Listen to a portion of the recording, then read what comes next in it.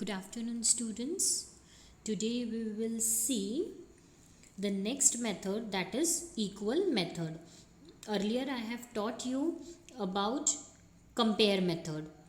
ठीक है, compare method क्या होती है ये हमने लास्ट इसमें देखा कि हम क्या करते हैं। इसमें S1 S2 हमारी दो स्ट्रिंग होती है। इसमें जैसे कि S1 में ABC था स्मॉल में और S2 में कैपिटल ABC था। तो हमने दोनों स्ट्रिंग को कंपेयर किया कंपेयर मेथड का यूज़ करके। तो उसमें हमने क्या देखा कि हमारी जो आस्की स्मॉल लोअर केस के लेटर होते हैं उसकी वैल्यू जो होती है वो लेस होती है अपर केस लेटर से। तो उस वजह से क्या हो गया था कि इसमें डिफरेंस था। तो मैंने ये बताया था आपको कि अगर ज़ीरो इंटीजर होता है, if S1 is equal to S2, मतलब कि ज़ीरो वैल्यू रहेगी अगर S1 इक्वल टू S2 रहेगा। पॉजिटिव इंटीजर 1 वैल्यू रहेगी अगर S1 is greater than S2 रहेगा तो। और नेगेटिव इंटीजर -1 मतलब वैल्यू रहेगी कब, जब S1 string is less than S2। तो यहाँ पे अब हमने क्या देखा कि जो स्मॉल ABC है वो छोटा है S2 स्ट्रिंग जो कैपिटल अपर केस ABC है उससे। तो इसलिए हमारा जो आउटपुट रहेगा वो -1 रहेगा। तो ये हमने कंपेयर मेथड से देखा था। तो आज हम लोग देखने वाले हैं इक्वल मेथड। ठीक है, इक्वल्स मेथड क्या होती है, इसमें भी हम चेक करेंगे कि S1 हमारी स्ट्रिंग और S2 हमारी स्ट्रिंग इक्वल है क्या। अगर इक्वल है तो वो ट्रू आउटपुट देगा, अदरवाइज फॉल्स देगा। तो हम रीड करते हैं। The string class supports an overloaded equal methods for testing the equality of string. There are again two versions of equals method. They are implemented as follows. Bool b1 equal to s2 dot equals parenthesis s1 semicolon. Bool b2 equal to string dot equals parenthesis s2 comma s1. तो देखो पहले वाले b1 में क्या है कि s2 पहले लिया है, डॉट ऑपरेटर लगा के इक्वल्स s1 है। बुल B2 में क्या है, स्ट्रिंग डॉट इक्वल्स है और पैरेंथेसिस के अंदर में दोनों है S2 कॉमा S1। तो ये दोनों मेथड से हम इक्वल मेथड यूज कर सकते हैं। These methods return a boolean value true if S1 and S2 are equal, otherwise false.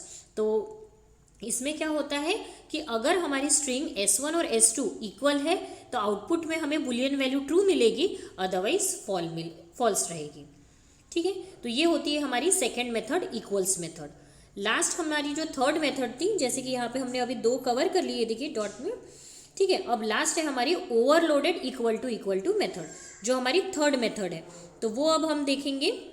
देखिए, a simple and natural way of testing the equality of string is by using the overloaded equal to operator. इसमें हम लोग equal to operator का इस्तेमाल करेंगे। Example से समझते बहुत ईजी है। देखिए, bool B3 equal to S1 equal to S2। अगर ये ट्रू है तो B3 is true if they are equal. We very often use such statement in decision statements like if S1 equal to S2 console dot write line they are equal.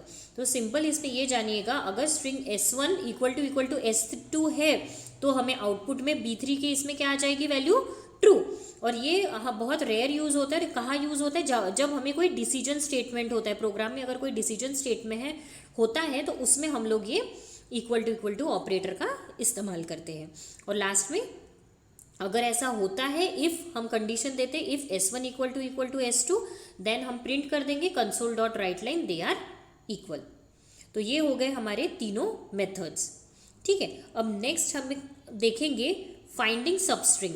ये भी एक हमारा last topic है fourth unit का, finding substring. Substring क्या होती है, string के अंदर में अगर हम कोई सबस्ट्रिंग निकाल रहे हैं, उसे सर्च कर रहे हैं, तो वो होता है।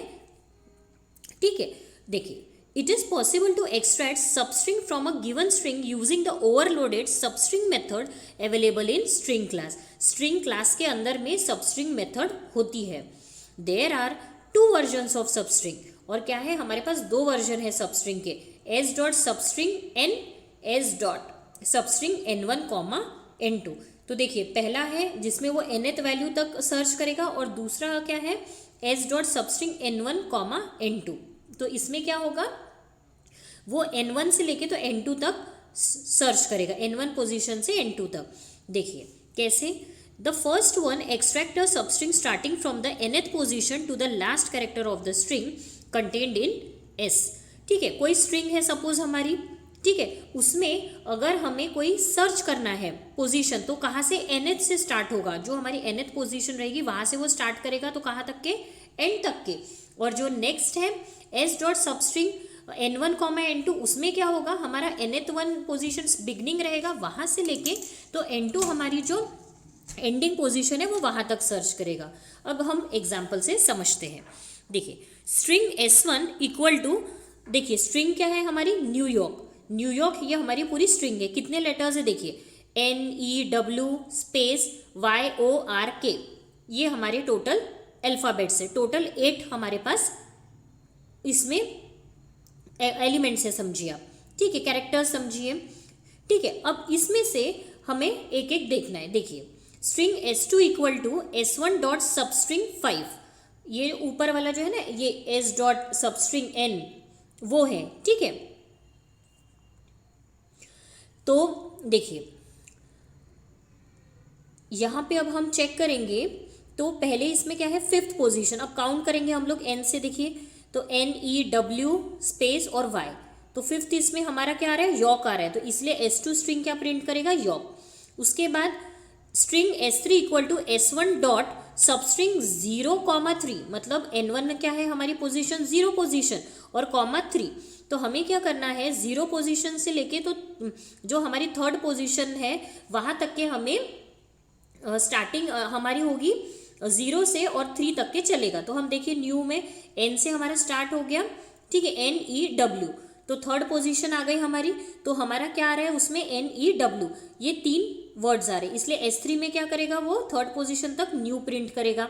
लास्ट देखिए string s4 equal to s1 dot substring 5,8, अब क्या है 5th पोजीशन लेनी है हमें n1 की, और कहाँ तक जा रहा है वो 8 पोजीशन तक, तो 5th पोजीशन पे हमारा y आ रहा है, तो कहाँ तक जाना है 8 तक, सो 5 6 7 8, तो यॉर्क हमारा पूरा आ रहा है, इसलिए s4 में वो क्या प्रिंट करेगा, York. When executed the string variables will contain the following substring, s2 York, s3 new, s4 York. फिर से तो ये होता है स्ट्रिंग के अंदर से हम सबस्ट्रिंग निकालते, इसमें हमें पोजीशन की ज़रूरत होती है, ठीक है। और इसे कैसे हम सर्च करते हैं, s डॉट सबस्ट्रिंग पैरेंथेसिस में n, या s dot substring n1 comma n2 parenthesis में, तो ये 2 तरीके होते हैं सबस्ट्रिंग को निकालने के।